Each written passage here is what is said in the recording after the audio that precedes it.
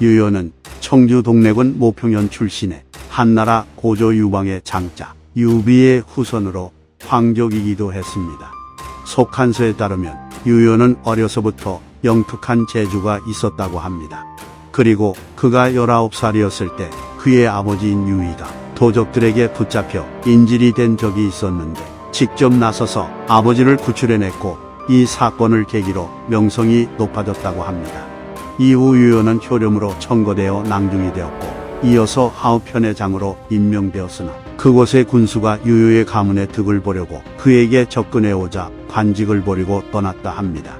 이에 주에서는 그를 다시 불러 제남을 다스리도록 했는데 당시 제남의 상은 중상시의 아들로 뇌물을 받고 법을 따르지 않았기에 유효는 상주하여 그를 파면시켜 버립니다.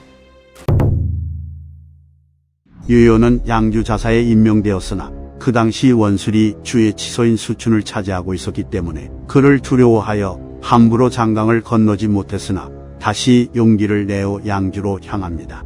유효가 양주로 오자 단양태수 오병과 단양도의 손분이 그를 영접해 호가연에 머물게 해주었는데 유효는 그곳에서 세력과 힘을 모은 뒤 다른 군현을 무차별적으로 공격하고 있던 원술의 세력을 양주에서 축출할 마음을 먹습니다.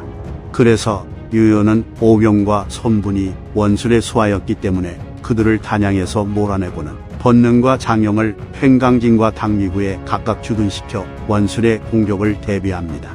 원술은 유효가 자신의 영역을 빼앗았다고 생각해 분노하며 역양연에 주둔하고 있는 오병과 손분에게 유효를 공격하라고 명했으나 1년이 지나도 결판이 나지 않았다고 합니다. 하지만 손책이 나서게 되면서 상황이 달라지게 됩니다. 초신성처럼 나타난 손책의 군대에게 번능과 장영이 패배하였고 말릉성을 지키던 설례와 창용도 격파당하게 됩니다. 손책은 그 기세를 이어 호숙과 강성까지 공격해 점령한 뒤 이내 유효가 있는 고가까지 진군해 왔고 이에 유효는 고가를 버리고 퇴각합니다. 원경의 한기에 따르면 본래 유효는 회계 지역으로 도망치려고 했는데 호소가 조언하길 회계는 풍족한 지역이라 손책이 탐내는 곳이며 바닷가에 치우쳐 있으니 가서는 안 됩니다. 예장은 북으론 예양과 연결되어 있고 서쪽으로는 형주와 접해 있기 때문에 예장으로 가신 뒤 조조와 유표에게 사신을 보내 공물을 헌상한다면 조조와 유표의 도움을 받을 수 있을 것입니다. 라고 했기에 유효는 그 말을 듣고 예장으로 향했다 합니다. 하지만 유효는 예장으로 가던 중에 팽택에 주둔한 뒤 수하인 창용을 먼저 예장으로 보냈는데 창용은 탐욕스럽고 배신을 밥 먹듯이 하던 자였기 때문에 궁지에 몰린 유효를 배신하고는 예장 태수 주호를 죽인 뒤 스스로 예장을 점거해 버립니다. 창용의 배신에 유효는 분노하며 휘하 병사들을 이끌고 창용을 공격했으나 패하고 맙니다. 그러나 유효는 잠시 후퇴한 뒤 속현의 군대를 규합해 다시 창용을 공격했고 마침내 그를 격파하는 데 성공합니다. 하지만 유효는 그 와중에 무리를 했는지 오래지 않아 질병에 걸려 42세의 나이에 사망했다고 합니다.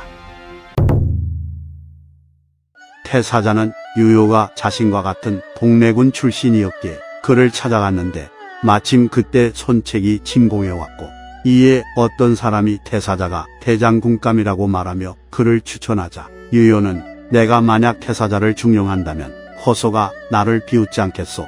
라고 말하며 거절했다고 합니다.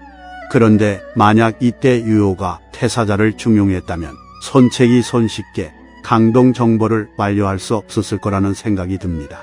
유효는 죽었지만 그는 황족 출신이었고 그를 따르는 세력이 여전히 존재하고 있었기 때문에 손책은 유효의 시신을 거두고 운반해 주어 장례를 치르도록 도와주었으며 유효의 가족들을 극진히 보살폈다고 합니다.